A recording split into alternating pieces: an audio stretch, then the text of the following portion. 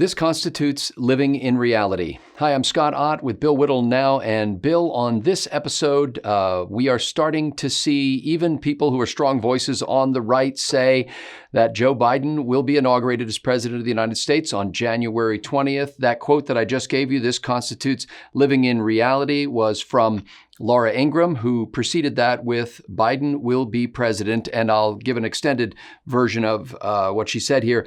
Unless the legal situation changes in a dramatic and unlikely manner, Joe Biden will be inaugurated on January 20th. Bill, as we record this, it hasn't been too many hours since Pennsylvania's governor said that the vote had been certified in Pennsylvania. A day or so before that, the vote had been certified in Michigan, and delegates for Biden and Harris will be sent to the December 14th meeting of the Electoral College. We previously discussed how the president-elect doesn't actually become so until that meeting when the Electoral College casts its vote. But Bill, up till now, it's only been people like Mitt Romney and folks who were already relatively hostile to President Trump on the right who have been acknowledging this. What do you make of Laura Ingraham saying this? Well, it's, as you say, it's part of a spectrum of people who are becoming ever more resigned to this position.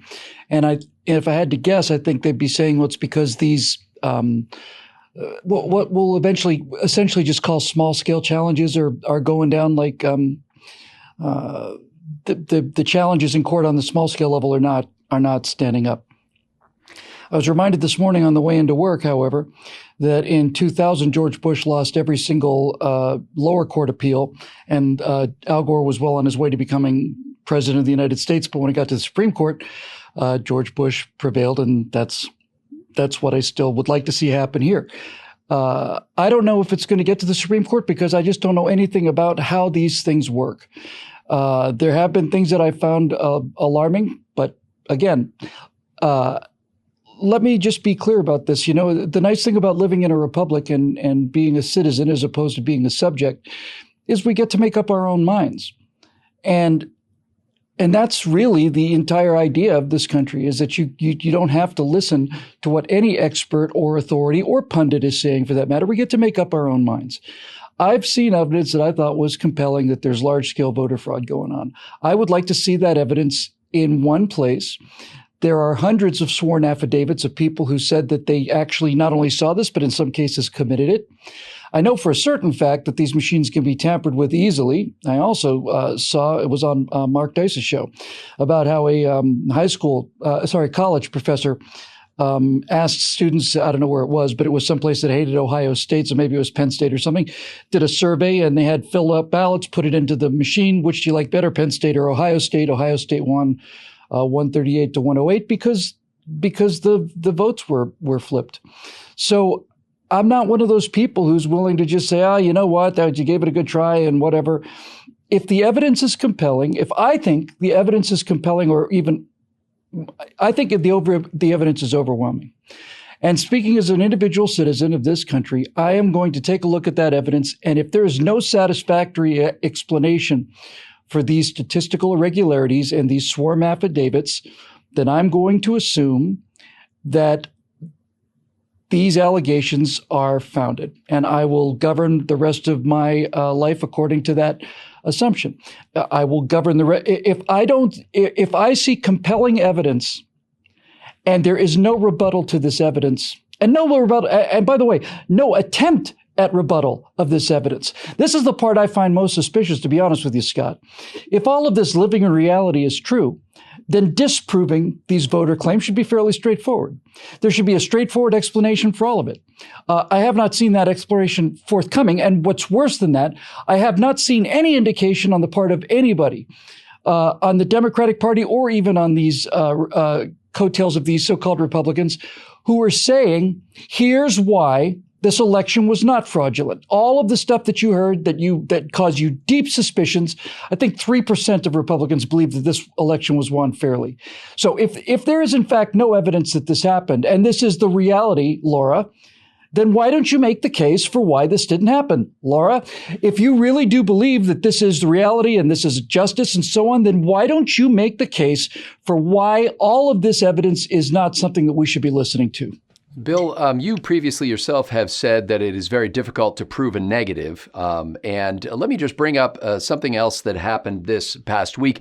Rudy Giuliani held a news conference and went on for something like an hour and 45 minutes himself and two other people who were described at the time as members of the president's legal team.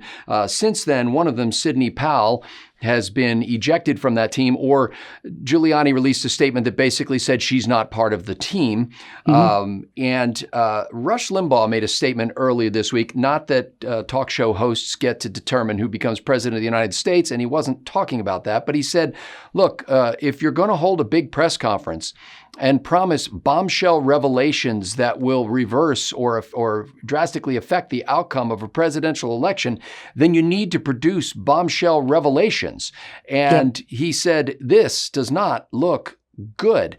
Bill, it's not just that, you've seen evidence on the internet, but somehow that evidence on the internet is not making it into the lips of Rudy Giuliani or into the court briefs that Giuliani files with various courts.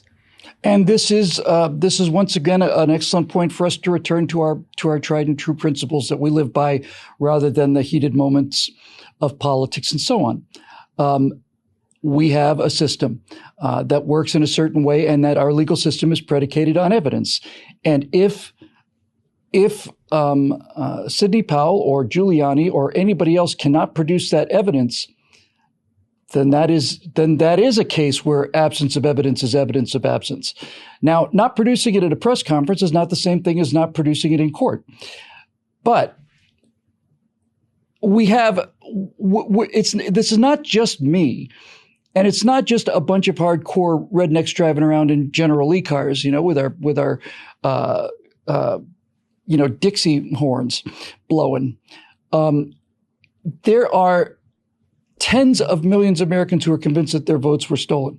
And if they weren't, then there needs to be a deconstruction of the election and an absolute display of evidence to convince us that this didn't happen.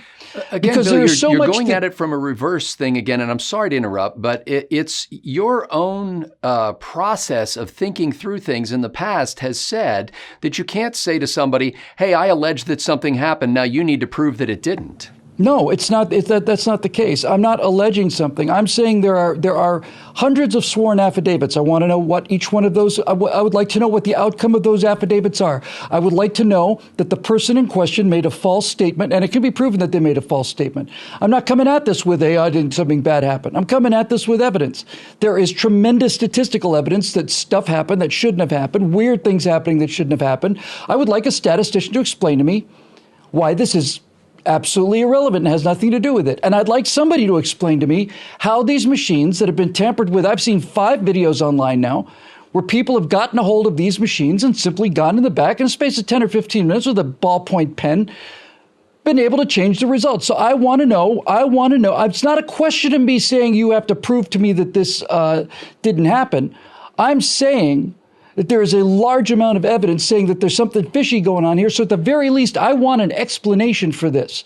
I want an explanation. Now, if you can provide a reasonable explanation, and if Giuliani and Sidney Powell and all the rest have nothing other than just assertions, then that is evidence that the cheating didn't occur.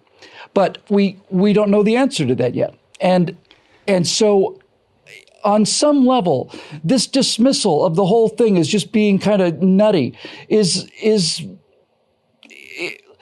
evidence that something strange is going on. I have no memory ever of elections being stopped while votes were being suddenly mysteriously tabulated. And by the way, it should be pointed out repeatedly that the number of people on the left who have had suspicions about these machines has also been ongoing for the last 20 years now.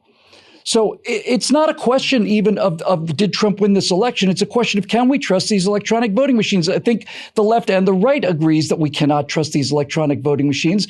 They're suddenly not only silent about this now, but they're now saying that, oh, no, it's just a conspiracy theory. I'll tell you something.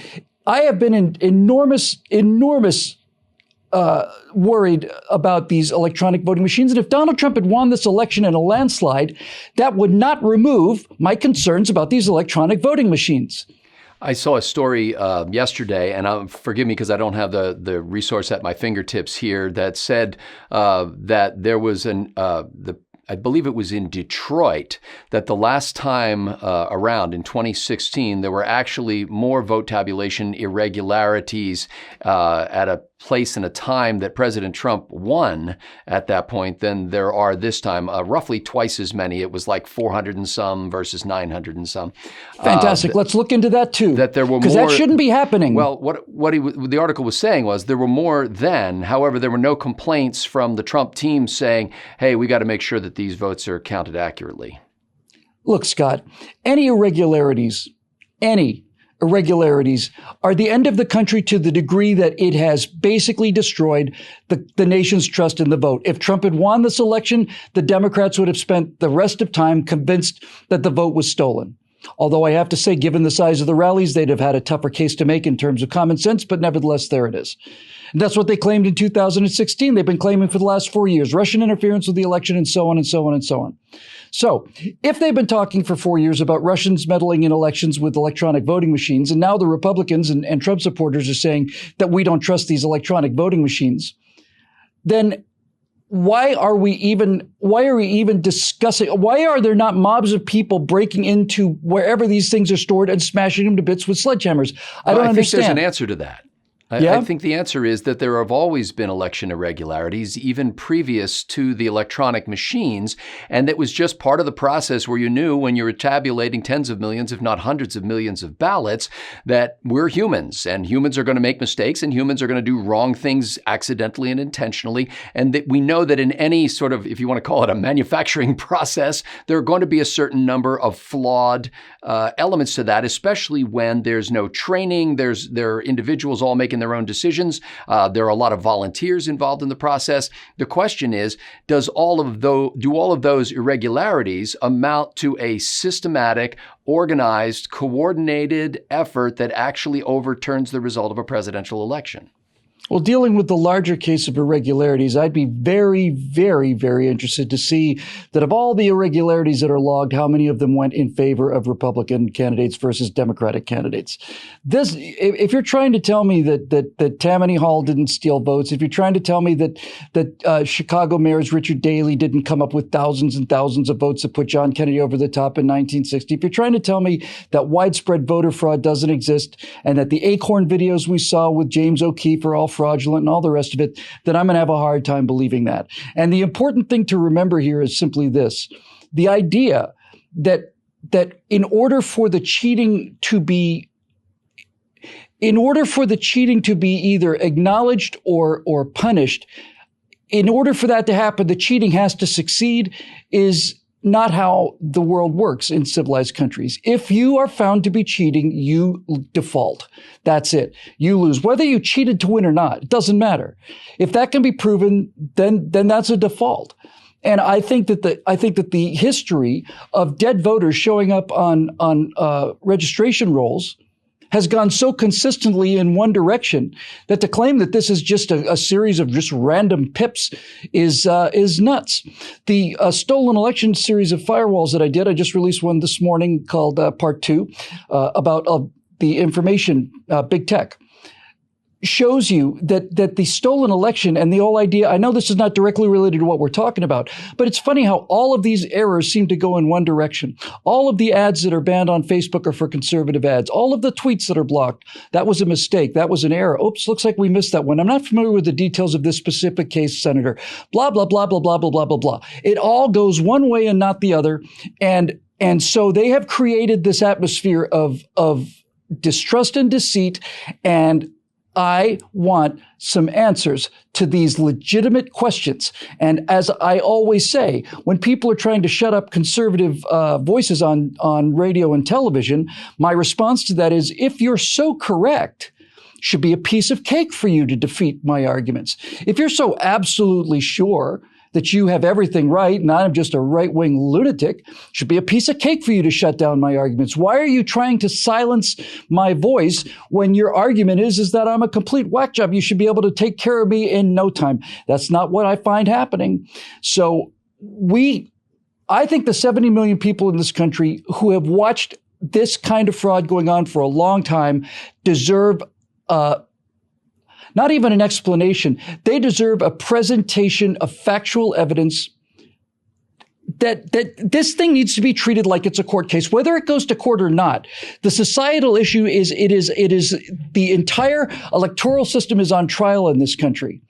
And I have not seen any arena yet where the evidence has been presented, and I have not heard the slightest bit of actual rebuttal to these claims. No, I haven't heard anything. And they owe us that, at least they owe us that. And the fact that that's not forthcoming tells me something. Bill Whittle's 2 episodes on the stolen election can be found at billwhittle.com under the Firewall tab. If you just go to shows at the top of the page and choose Firewall, you'll see those. If not, you can just scroll down the homepage and you'll find them there as well. Look for Fire. Also look for that big green button that says Become a Member, because the way we're able to get these messages out is because of people like you who decide to contribute on a regular basis to the production of these shows. In addition, you get access as a member to the member blog and to the comments sections where there is a vigorous discussion going on at all times and growing by the day as our membership rolls have increased massively since about November 1st, coincidentally. If you have not yet joined as a member, go to billwhittle.com, click the big green button, or if you don't like doing those recurring payments, you can just make a one-time donation right there from the homepage. For Bill Whittle, I'm Scott Ott. Thanks for watching.